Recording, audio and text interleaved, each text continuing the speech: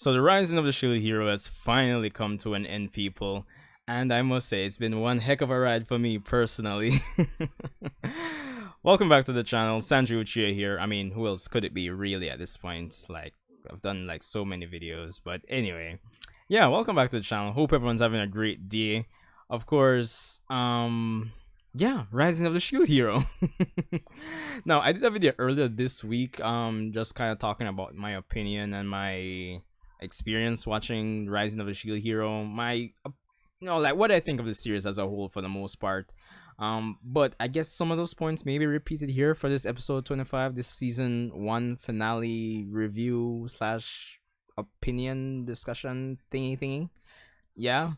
But anyway, let's get right into it. So episode 25, for those of you who already watched the episode, you already know that it kind of deals with Naofumi, the Shield Heroes party, combating Glass, who's made a reappearance ever since, episode 13, 14, thereabout. And just a revelation that she, Lark, and Therese are actually heroes from another world. And the conclusion of their battle and the aftermath and conclusion of the series for now. Hopefully for now. Hopefully just for now. So yeah, I won't kind of stress the details too much in terms of a play-by-play, but what I will say about this episode is that it is, I really enjoyed it. I'm not gonna lie. After watching 25 episodes, I've had like mostly positive things to say about this series. Episode 25 kind of caps things off for this season of the anime for the most part in a nice fashion. It's a nice cherry on top of all the positives we've been getting so far. Now, for me personally, what made the episode so good is that with the revelation that Glass and Therese and Lark, these three characters are actually heroes from another world, kind of trying to protect their world by eliminating the heroes of this world. It kind of adds that interesting dynamic for the series going forward, and especially with this episode, it kind of helps Naofumi's character kind of develop more, or it was already developed, but it kind of helps showcase it more for us to see. And what I mean by that is that, and it's not even implied, it's kind of in your face, but not too overbearing or overbearing at all. The fact that Naofumi came to this world, kind of forced into it, was placed in an underdog position, framed for rape and all of that. You know the story. And he grew to hate this world. But in this episode, we see that he's made basically a 180 flip, kinda, probably not 180. Like, he's changed compared to the end of episode 1. Now Fumi has changed greatly, I'd say, and it's not like some out of the blues change.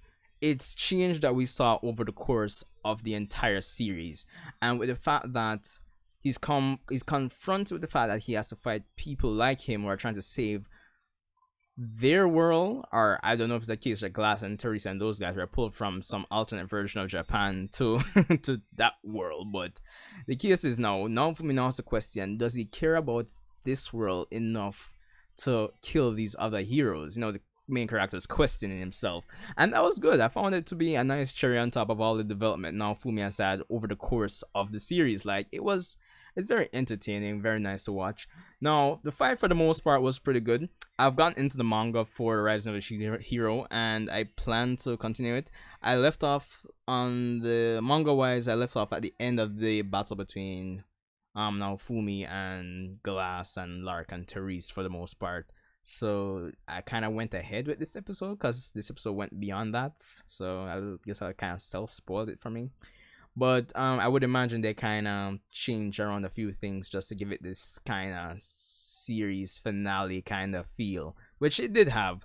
Because after the end of the battle, we get to find out that Naofumi's reward from the queen, which he's finally decided on, is the fact that he wanted to become the ruler or lord of the domain, which has Raftalia's village and that entire area that has a lot of demi-humans for the most part. Now, that was interesting. And I kind of say it in the sense that even though and I pointed this out in the previous video I did, where I said that even though this anime is a isekai, it has and it has those kind of cliches, those kind of game elements. It did a very good job of balancing that and making it feel believable, feel like there's actually stakes to it. But with them establishing like a base operations, kind of felt like a how should I even put it? It kind of felt like I wouldn't say. I guess I could say kind of like a game, like establishing like a secret base or home base or domain. But it's kind of nice touch to it for the most part. But I thought it was a pretty cool move by Naofumi. I think it's kind of like him expressing that 180 turn in his character from episode one. It's kind of like a physical expression of that by him deciding to become the lord of this area where Raftalia's home was essentially. Um, Especially since that Raftalia, as we know, is the first person in this world to actually cause Naofumi to actually care about the world, to care about fighting the waves, as they even put it in the episode. And of course, meeting other people. I mean, all the development that I've been talking about is stuff that's even said in the episode, line for line, more or less, in terms of the people he met over the journey kind of changed his outlook on things. But it's still kind of bound. How should I even put it? It's not outside the stretch of imagination for how his character is set right now. It's not like he's a complete 180 and it's like this goody two shoes. You can still see that kind of resolve in his character, that like cautious step. Like if he were to meet somebody new, he'd approach it with like, I don't fully trust them. I kind of watch how things play out, kind of be cautious, but kind of give them a chance, just little things like that you can see in Fumi's character and how he interacts with people these days. So that was cool. For the most part, towards the end, we finally get Naofumi acknowledging Raftalia as more than a daughter and more going towards the romantic side, which is cool to see, refreshing, because as I said, this anime kind of still plays around with the cliches, like the whole anime harem, but for him to actually decide and go ahead and kiss Raftalia towards the end, that was good. That was good. Kind of make it feel like it's going against it entertain. How should I put it? I said it in the video.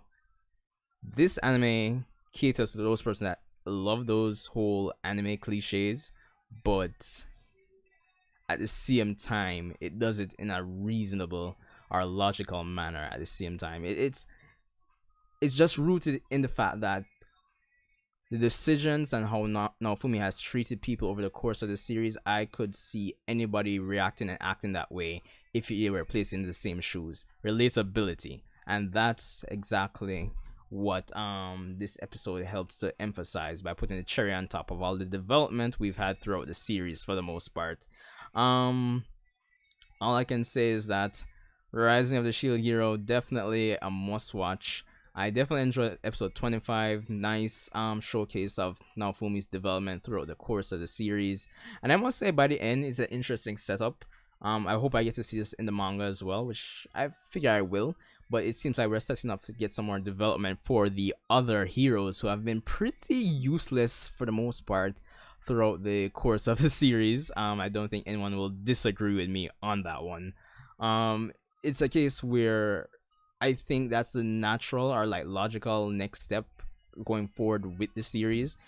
Give those other characters some development. For the most part, they've kind of treated things like a game, so it would be nice for them to kind of transition from that mindset and kind of get more into their backstory and just get development for their characters. Now, in terms of a season 2, obviously there isn't any news or anything yet, but honestly, I'm looking forward to it. I'll be covering, if you guys want me to, I'll cover the manga. I think it's monthly, so if you guys want me to start reviewing it when I catch up, you can let me know. All in all, Rising of the Shield Hero, as I said, beautiful. I loved it. Whew. Let me know what you guys thought about the series. Did you like it? well, most people have positive things to say about it. But anyway, that's all I have for this one, people. Rate, comment, and subscribe. Episode 25, I give it a 9 out of 10. I don't know. I don't think it would be right to just give it a perfect score. But the episode definitely had a sense of finality or conclusiveness to it. So I'll be looking to the manga and continuing and take things from there, I suppose. But anyway, Sanju, cheer, rate, comment, subscribe, and I'll see you guys in the next one.